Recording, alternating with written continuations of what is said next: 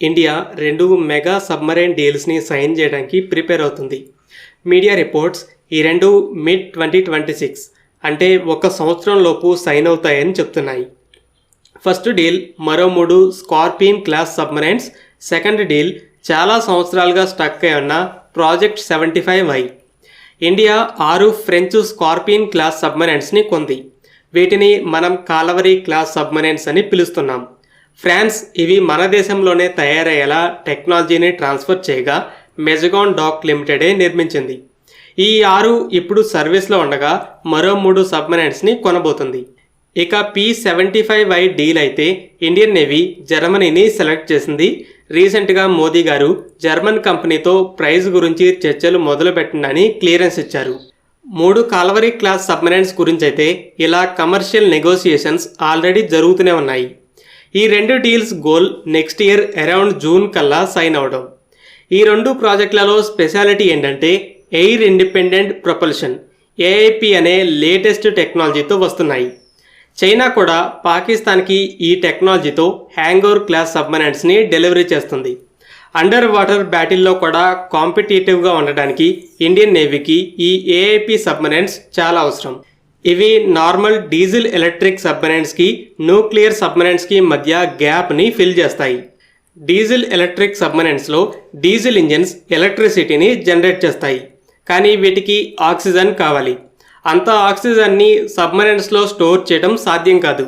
అందుకని ఈ సబ్‌మరైన్స్ 2-3 రోజులకు ఒకసారి సర్ఫేస్కి వస్తాయి. కొన్ని గంటల పాటు అట్మాస్ఫియర్లో ఉన్న ఆక్సిజన్ని తీసుకుంటూ డీజిల్ని మండిస్తాయి. ఇలా ఎలక్ట్రిసిటీతో బ్యాటరీస్ని రీఛార్జ్ చేసుకొని తిరిగి సముద్రం అడుగుకి వెళ్తాయి. కానీ అలా సర్ఫేస్ మీద ఉన్నప్పుడు సబ్‌మరైన్కి చాలా రిస్క్. అయితే AIP టెక్నాలజీ దీన్ని రీప్లేస్ చేయదు, అదనంగా ఉంటుంది. ఫ్యూయల్ సెల్ AIP అనేది అన్నింటికంటే బాగా అడ్వాన్స్డ్ వర్షన్. ఇందులో సపరేట్గా హైడ్రోజన్, ఆక్సిజన్ ట్యాంక్స్ ఉంటాయి. సబ్‌మరైన్ అండర్ వాటర్లో ఉన్నప్పుడే చాలా తక్కువ ఆక్సిజన్తో ఎలక్ట్రిసిటీని జనరేట్ చేస్తాయి. దీనివల్ల సబ్‌మరైన్స్ 2-3 వారాల పాటు సముద్రం అడుగునే ఉండగలవు. సో ఇది అడ్వాంటేజ్ అవుతుంది. ప్రజెంట్ ఇండియన్ నేవీలో ఈ AIP సబ్‌మరైన్స్ లేవు. అందుకని ప్రాజెక్ట్ 75Iలో కొనే 6 సబ్‌మరైన్స్లో ఆల్రెడీ మీ దేశ నేవీలో సర్వీస్లో జాయిన్ అయిన AIP టెక్నాలజీ ఉండాలి. ప్లస్ సబ్‌మరైన్స్ని మ్యానుఫ్యాక్చర్ చేయడానికి మా దేశంలో ఉన్న ఏదో ఒక షిప్ యార్డ్తో పార్ట్నర్ అయ్యి ఇక్కడే నిర్మించాలి అని 2 కండిషన్స్ని పెట్టింది. సెకండ్ కండిషన్ మేక్ ఇన్ ఇండియాలో భాగం. అయితే ఫస్ట్ కండిషన్ అనేది చాలా ఇంపార్టెంట్. ఎలాగో సబ్‌మరైన్స్ డెలివరీ అయ్యే టైంకి రెడీ అవుతుందిలే అని AIP టెక్నాలజీ డెవలప్మెంట్లో ఉన్నా కూడా డీల్ని సైన్ చేస్తే ఆ టెక్నాలజీ రెడీ అవ్వటం లేట్ అవ్వచ్చు. ప్లస్ కంపెనీలు మా టెక్నాలజీ ఇంత అడ్వాన్స్డ్ అంత అడ్వాన్స్డ్ అని క్లెయిమ్ చేస్తుంటాయి డీల్ విన్ అవ్వాలని. సో డెవలప్మెంట్ కంప్లీట్ అయ్యాక నేవీ వెళ్ళి చెక్ చేసుకొని వాళ్ళు చెప్పినట్టుగానే పనిచేస్తుందా లేదని చూడాలి. సో డెవలప్మెంట్ పూర్తయి మీ దేశ నేవీలో సర్వీస్లో ఉన్న AIP సబ్‌మరైన్ని ఆఫర్ చేయండి, మేము కూడా చెక్ చేసుకోవాలని టెండర్ని ఇష్యూ చేసింది. కానీ AIP అనేది లేటెస్ట్ టెక్నాలజీ. దీన్ని డెవలప్ చేసిన ఫస్ట్ దేశం జర్మనీ. ఇంకొన్ని దేశాలు ఇంకా డెవలప్ చేస్తూనే ఉన్నాయి. డిఫెన్స్ మినిస్ట్రీ 2021లో టెండర్ని ఇష్యూ చేయగా Germany, Spain, Russia, France, South Korea నుండి ఆఫర్లు వచ్చాయి. కానీ అప్పుడు జర్మనీ, కొరియాల దగ్గర మాత్రమే సర్వీస్లో ఉన్న AIP ఉంది. ఫస్ట్ సౌత్ కొరియాని చూస్తే ఇండియన్ నేవీ 2011లో ఒక సౌత్ కొరియన్ కంపెనీ నుండి 12 మైన్ కౌంటర్ మెజర్ వెసల్స్ని కొనడానికి ఆల్మోస్ట్ డీల్ని సైన్ చేసింది. కానీ తర్వాత అందులో డీల్ని విన్ అవ్వడానికి కరప్షన్ జరిగిందని అలిగేషన్స్ వచ్చాక 2014లో ఆ డీల్ ఆగిపోయింది.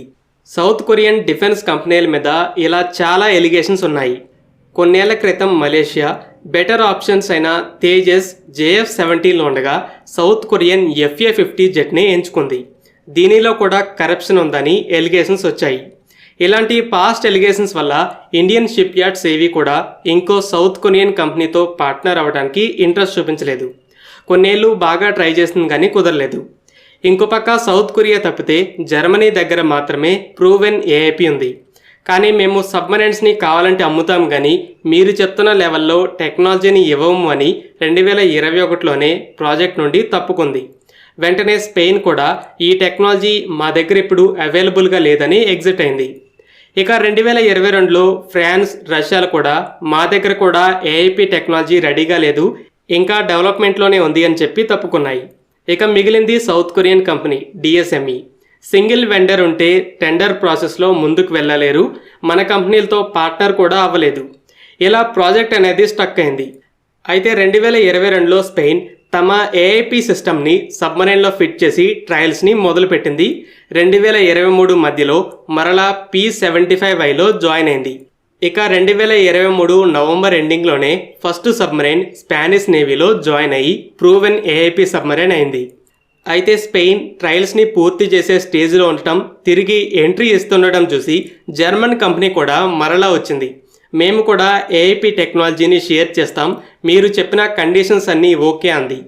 ఇక రెండు కంపెనీల మధ్య టఫ్ కాంపిటీషన్ జరిగింది.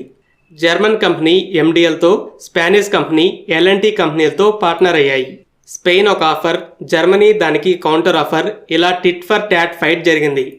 ఇక 2024లోనే Indian navy team Germany, Spain దేశాలకు వెళ్ళి వాళ్ళ ఏఐపి టెక్నాలజీ ఎలా ఉంది, ఎన్ని రోజులు సబ్మరైన్ సముద్రం అడుగున ఉండగలుగుతుందని రెండు సబ్మరైన్స్ని చెక్ చేసుకుంది.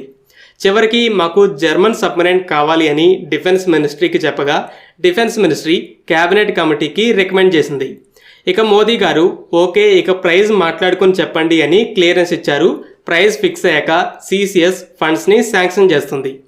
తర్వాత వెంటనే డీల్ సైన్ అవ్వడం జరుగుతుంది. మీడియా రిపోర్ట్స్ ఇప్పుడు 1 year లోపు డీల్ సైన్ అవ్వాలనేది నేవీ లక్ష్యం అని చెప్తున్నాయి. ఇక 3 కాల్వరీ అయితే వీటిలో కూడా ఈ ఏఐపి టెక్నాలజీ ఉంటుంది. DRDO కూడా దీన్ని డెవలప్ చేసి గ్రౌండ్ లెవెల్ టెస్టింగ్ కంప్లీట్ చేసింది. సబ్మరైన్లో ఫిట్ చేసి ఇక టెస్టులు చేయాలి. స్కెడ్యూల్ ప్రకారం ఈ నెలలో first Calvary class submarine INS Calvary refit కోసం MDL షిప్ యార్డ్కి వస్తుంది. DRDO ఏఐపిని ఫిట్ చేసి ట్రయల్స్ని జరపాలి. తర్వాత మిగిలిన 5 సబ్మరైన్స్లో కూడా వరుసగా రీఫిట్కి వచ్చినప్పుడు ఫిట్ చేయడం జరుగుతుంది. ఈ 6 సబ్మరైన్స్తో పాటు DRDO ఏఐపితో మరో 3 కాల్వరీ క్లాస్ సబ్మరైన్స్ని కూడా కొత్తగా నిర్మించబోతున్నారు. సో ఓవరాల్గా కొన్ని సంవత్సరాల డిలేస్ తర్వాత 3 అడిషనల్ కాల్వరీ P-75Iలు డీల్ సైనింగ్ స్టేజ్కి వచ్చాయి. పాకిస్తాన్ ఏఐపి సబ్మరైన్స్గా చెప్తున్న 6 బోట్స్ని కొంటుంది. నేవీ కూడా 6 కాల్వరీ క్లాస్ సబ్మరైన్స్ని అప్గ్రేడ్ చేస్తుంది. మరలా 9 ఏఐపి సబ్మరైన్స్ని కొనబోతుంది. ఫ్రెండ్స్, ఈ వీడియో మీకు నచ్చినట్లయితే లైక్ చేయండి.